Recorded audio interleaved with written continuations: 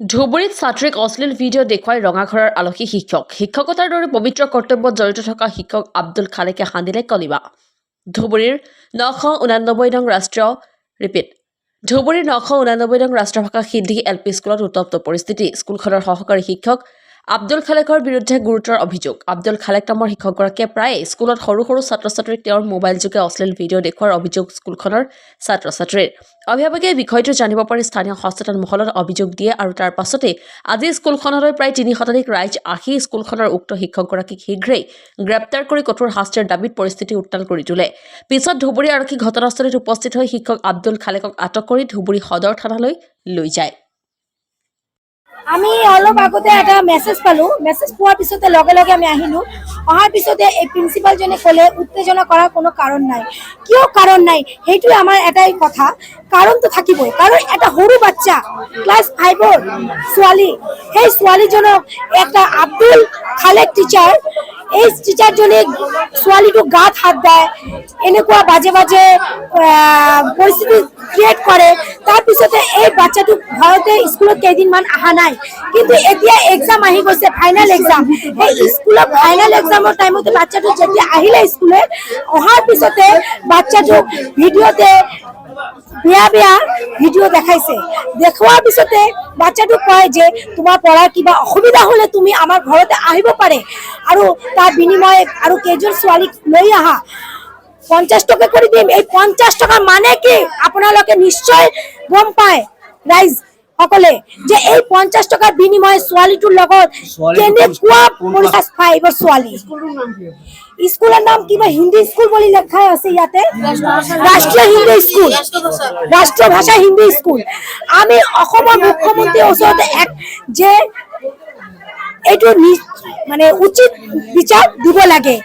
এনেকুৱা মাষ্টাৰ যদি থাকে কেতিয়াও পৰিবেশ ভাল নহয়, বেয়া পৰিস্থিতিতে গুচি যাব।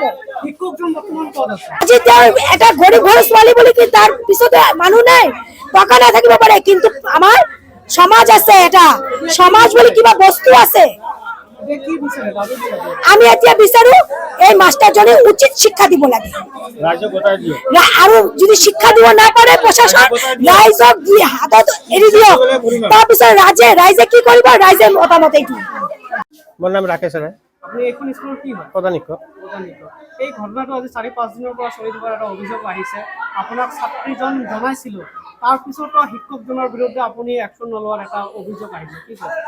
নাই এইটো এই কথা মিছা কথা, কিন্তু আমি কৈছোঁ ছাৰক, আমি বুজাইছোঁ এনেকুৱা কি ঘটনা কিবা হৈছে নেকি আপোনাৰ, একো কোৱা নাই তেতিয়া। কিন্তু বাকীবিলাকে যে কিবা মোবাইল চোবাইল বা কিবা দেখাইছে এইটো আমি নাজানো। টিফিনৰ টাইমত কি কৰিছে এওঁহে জানে। আমি টিফিনৰ টাইমতো অফিচত যাওঁ, ইফালে যাওঁ, কামত থাকোঁ। এতিয়া সকলো শিক্ষক টিফিনৰ টাইমত বহি থাকে। এতিয়া যদি তেওঁ দেখাইছে, এতিয়া বাচ্চাই ক'ব পাৰিব।